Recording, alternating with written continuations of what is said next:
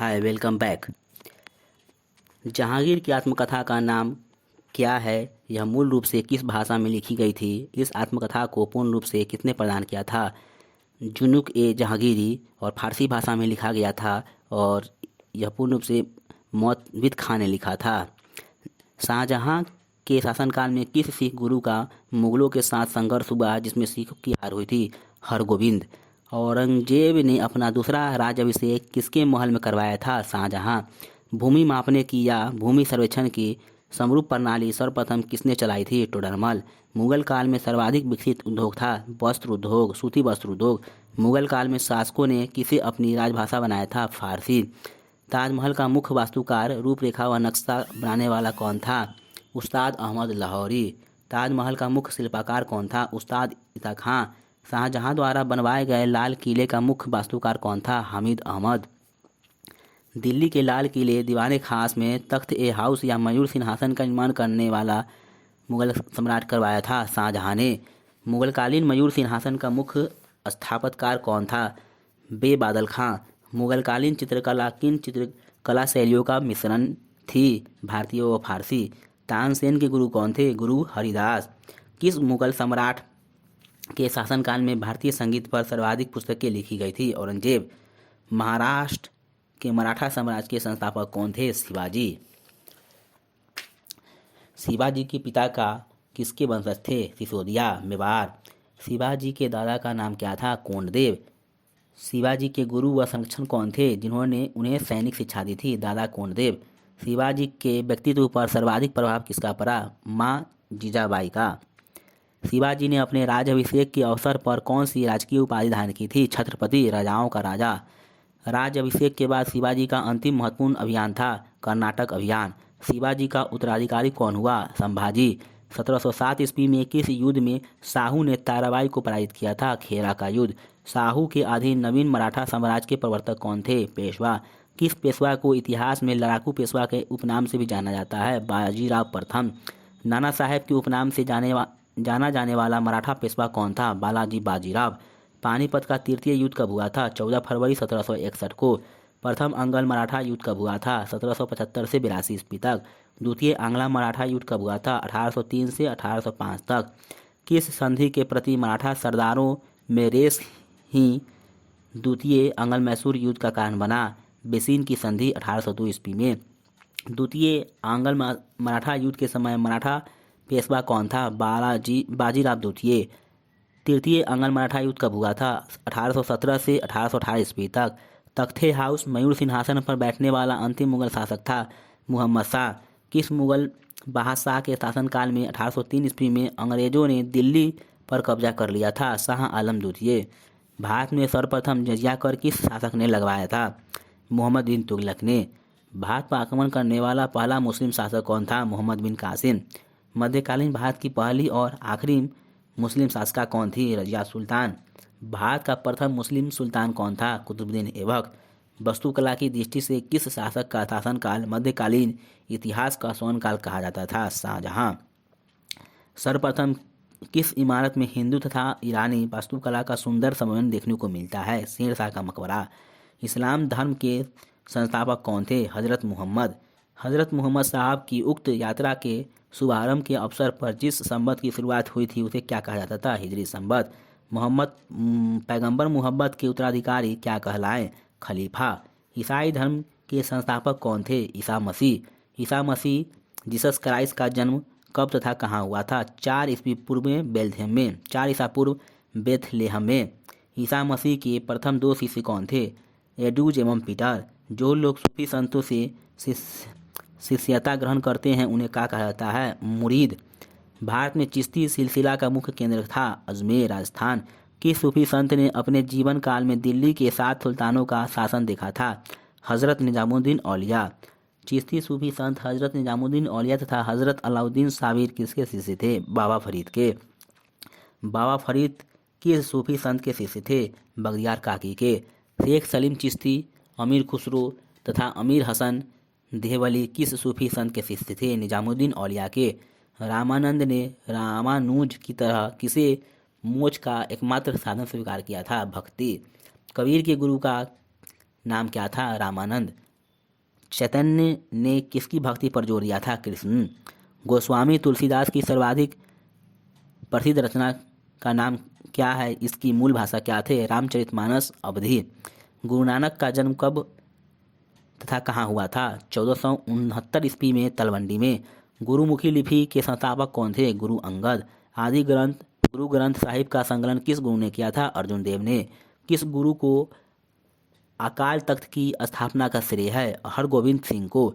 अमृतसर शहर की स्थापना कब तथा किसने की थी? 1577 ईस्वी में गुरु रामदास ने।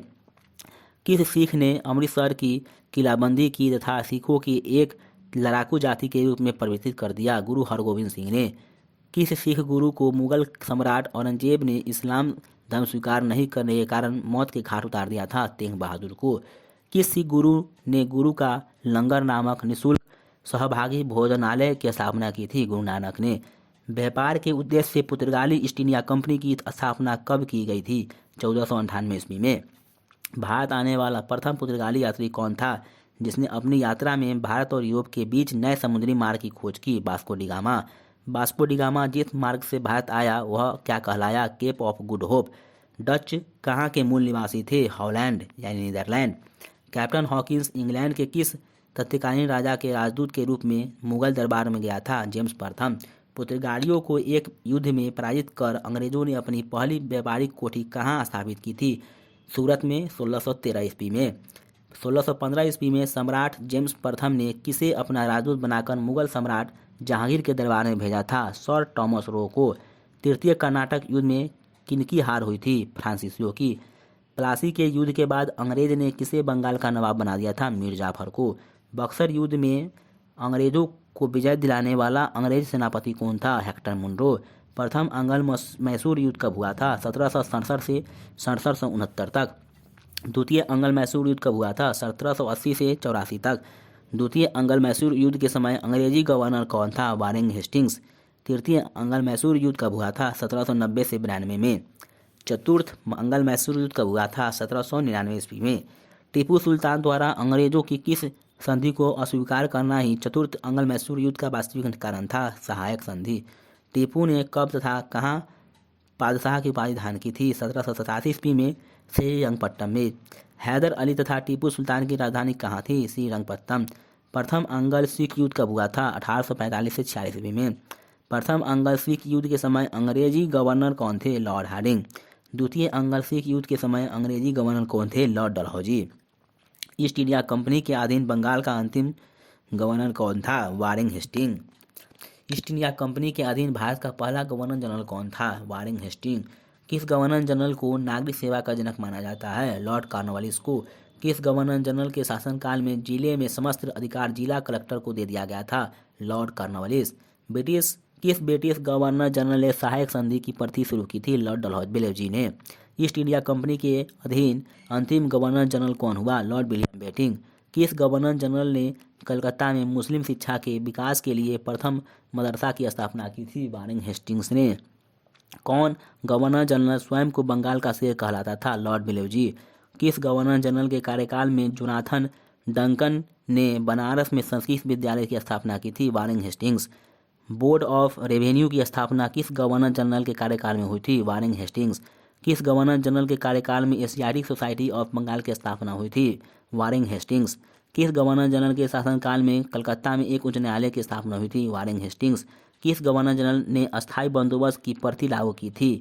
कॉर्नवालिस ने 1793 ईस्वी में। 1833 ईस्वी के चार्टर एक्ट के तहत भारत का पहला गवर्नर जनरल कौन हुआ? Lord William Bentinck.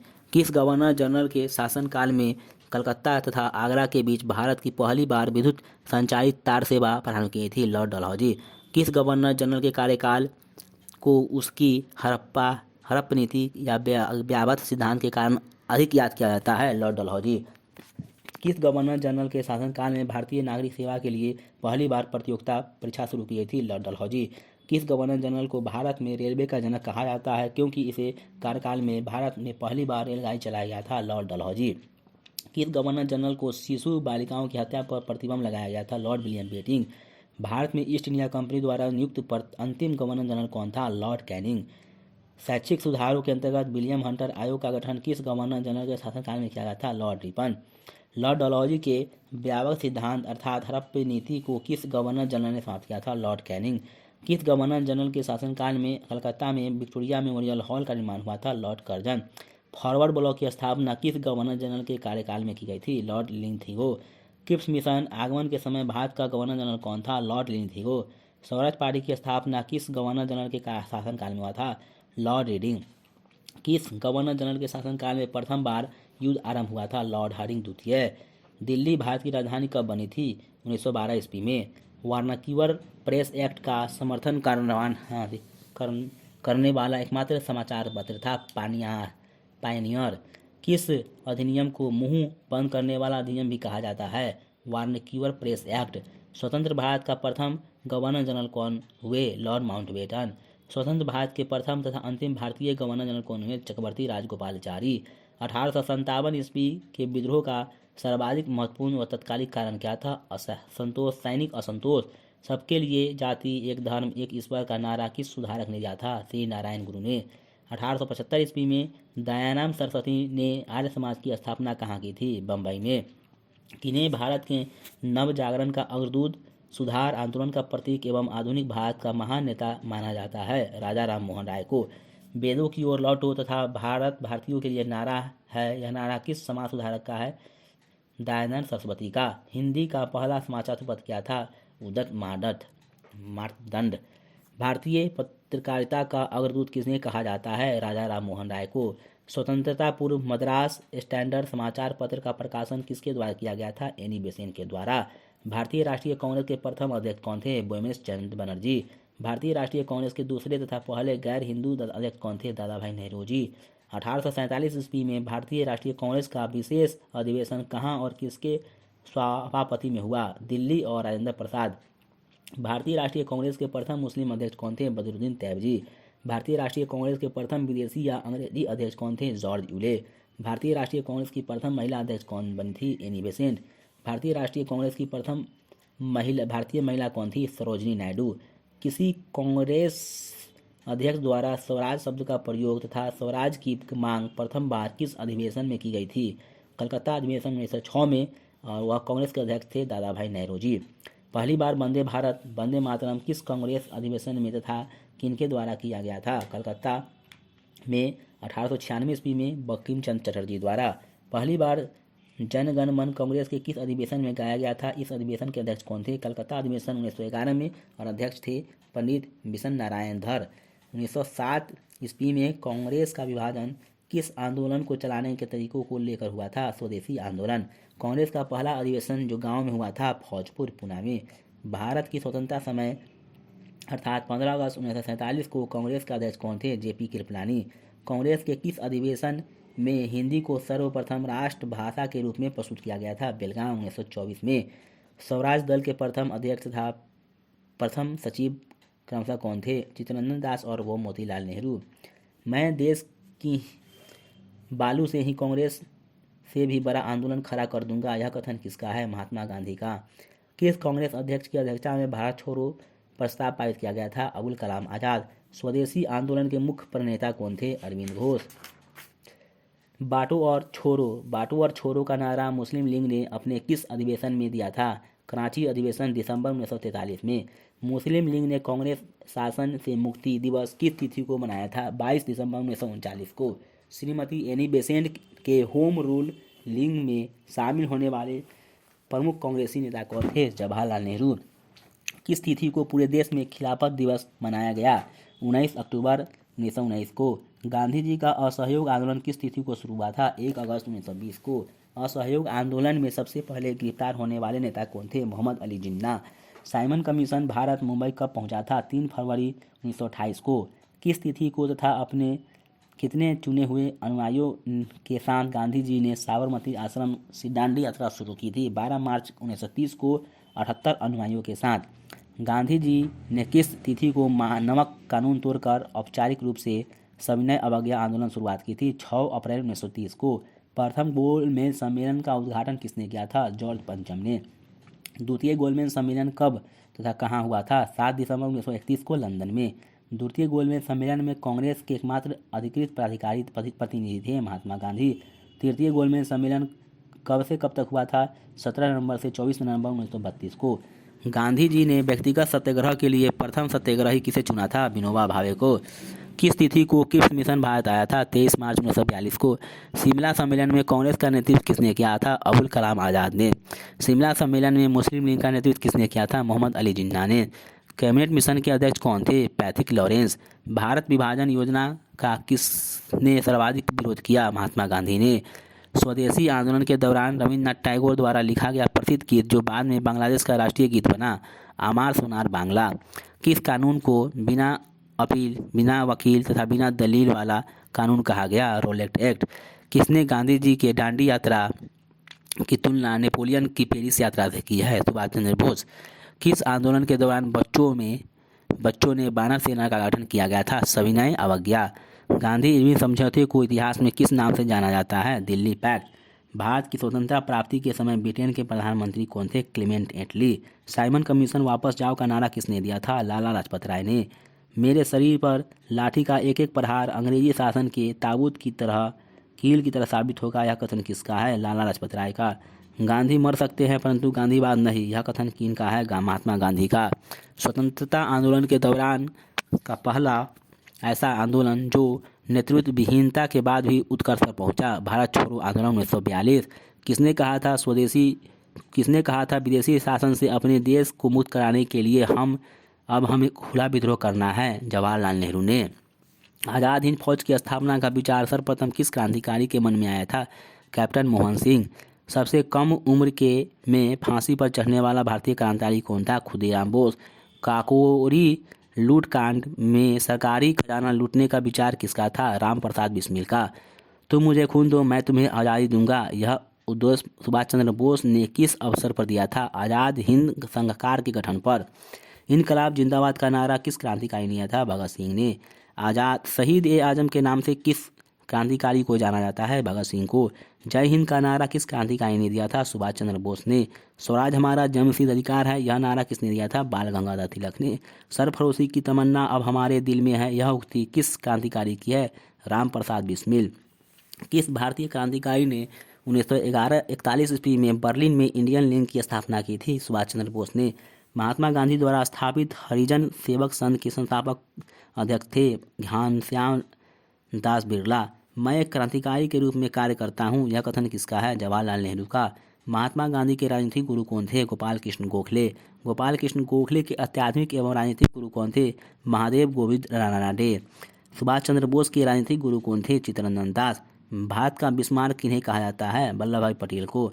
Akhil Bharatiya हरिजन संघ की स्थापना किसने की थी? महात्मा गांधी ने। महात्मा गांधी को अर्धनग्न फकीर किसने कहा था? चर्चिल ने। भारत का पितामह grand old man of India किन्हें कहा जाता है? दादा भाई नौरोजी को। बिना ताज का बादशाह किसे कहा जाता है? सुरेंद्र नाथ बनर्जी को। हर्मिट साधु का ऑफ शिमला किसे कहा जाता है? ए.ओ. ह्यूम को। हर्मिट ऑफ शिमला किसे कहा जाता है? ए.ओ. ह्यूम को।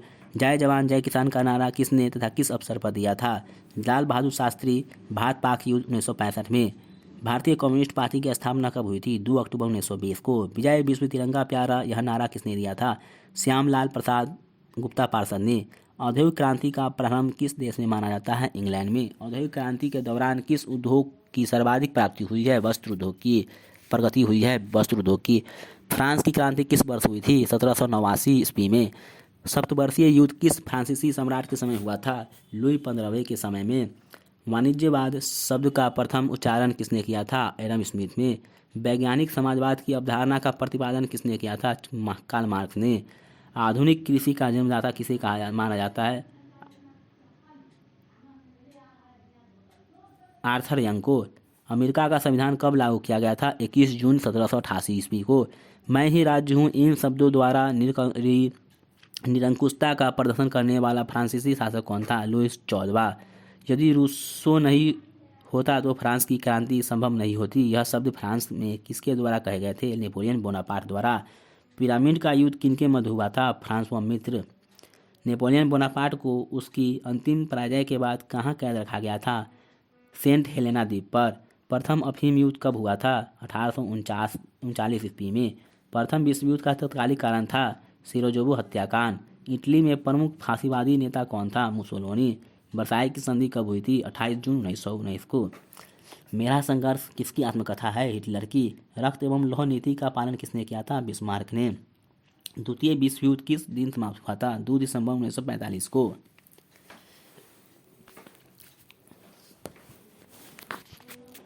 गुट निरपेक्ष राष्ट्रों का पहला शिखर सम्मेलन कहाँ हुआ था? बेलग्रेड, पूर्व यूगोस्लोवाकिया।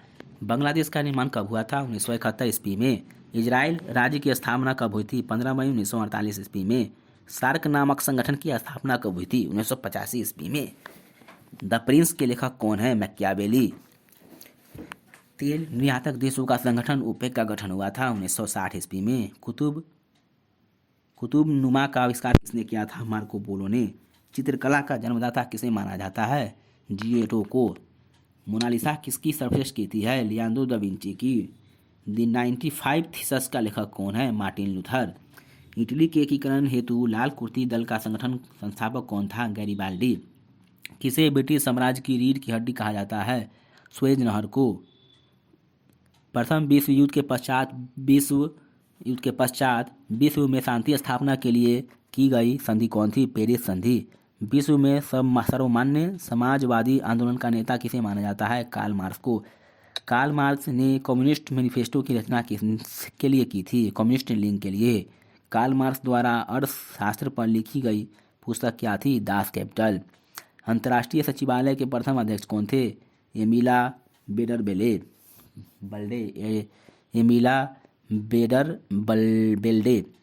द्वितीय विश्व युद्ध कब प्रारंभ हुआ था? 1 दिसंबर 1939 को। हिटलर द्वारा रचित मीन कैम्प क्या था? हिटलर की आत्मकथा। हिरोशिमा और नागासाकी से संबंधित लिटिल बॉय और फैट मैन क्या थे? अमेरिकी बमों के नाम। पुनर्जागरणों का प्रारंभ कहाँ से माना जाता है? इटली से। अमेरिका के संघीय ढांचे में कितने स्वयंसत्ता राज्य थे? 50। संयुक्त राज्य अमेरिका की व्यवस्थापिका का क्या स्वरूप रखा गया था? द्विसदनात्मक। फ्रांस के सम्राट लुई 14वें का शासनकाल का समय था 1661 से 1715 ईस्वी तक। लुई और इंतावेस नामक पुस्तक का लेखक कौन है? विंसेंट क्रानिन। फ्रांस के सम्राट लुई 16वें पर मुकदमा कब शुरू हुआ था? 11 जनवरी 1793 को। फ्रांस में लुई 16वें को फांसी की सजा कब दी गई थी? 21 जून 1793 ईस्वी को। फ्रांस में जैकोबिन दल के विरोधियों को मृत्युदंड हेतु प्रयुक्त यंत्र को क्या कहा गया था? गिलोटीन। उग्र अग्रवादी दल का नेता कौन था जिसने जैकोबिन दल के आतंक के शासन का नेतृत्व किया था? गिबट्टी। फ्रांस में नेशनल कन्वेंशन की स्थापना कब हुई थी? 20 सितंबर 1792 ईस्वी को। फ्रांस में संवैधानिक एकतंत्र चाहने वाला फ्रांसीसी पत्रकार का नेता कौन था? थ्रियस। फ्रांस में गणतंत्र की स्थापना का समर्थक कौन था जो गणतंत्र सरकार स्थापित करना चाहता था? केवेन कॉक। फ्रांस की नेशनल कन्वेंशन में कुल कितने सदस्य थे? 782। नेपोलियन की विधि संहिता कब लागू हुई थी? 1804 ईस्वी में। नेपोलियन की विधि संहिता में कितने प्रकार के कानून थे? 5। नेपोलियन बोनापार्ट फ्रांस का सम्राट कब घोषित हुआ था? 1804 ईस्वी में। नेपोलियन बोनापार्ट का राज्याभिषेक 2 दिसंबर 1804 ईस्वी को किस चर्च में हुआ था? नोत्रे दामे चर्च में। फ्रांस व स्पेन की सेना और ब्रिटिश सेनापति नेल्सन के मध्य 21 अक्टूबर 1805 ईस्वी के युद्ध का क्या परिणाम हुआ था? नेपोलियन की पराजय। प्रेसबर्ग की संधि 1805 ईस्वी में नेपोलियन द्वारा किस देश के साथ की गई थी? ऑस्ट्रिया। रूस में हर्जेन एवं चर्नी रोबोस्की द्वारा 1860 ईस्वी के बाद प्रारंभ समाजवादी आंदोलन को क्या कहा जाता था? नारोड नेक। 1898 ईस्वी में साम्यवादी विचारों के प्रचारार्थ रूस में स्थापित दल का क्या नाम था? Socialist democratic party. रूस की सोशल डेमोक्रेटिक दल को 2 भागों में बांटा गया था, एक बोल्शेविक और दूसरा मोन्सोविक। रूस की सोशल डेमोक्रेटिक पार्टी का विभाजन कब हुआ था? 1903 ईस्वी में। रूस में कृषक समर्थित किस दल की स्थापना 1902 ईस्वी में हुई थी? Social revolutionary party. रूस में समस्त पुरातन व्यवस्था को पूर्णतः मिटा देने के लिए 19वीं शताब्दी में हुए एक प्रमुख आंदोलन को क्या कहते हैं? निहिलिस्ट आंदोलन। जार निकोलस द्वितीय ने रूस की राजगद्दी कब छोड़ दी थी? 15 मार्च 1917 को। Thank you for watching and listening. Stay tuned for next video.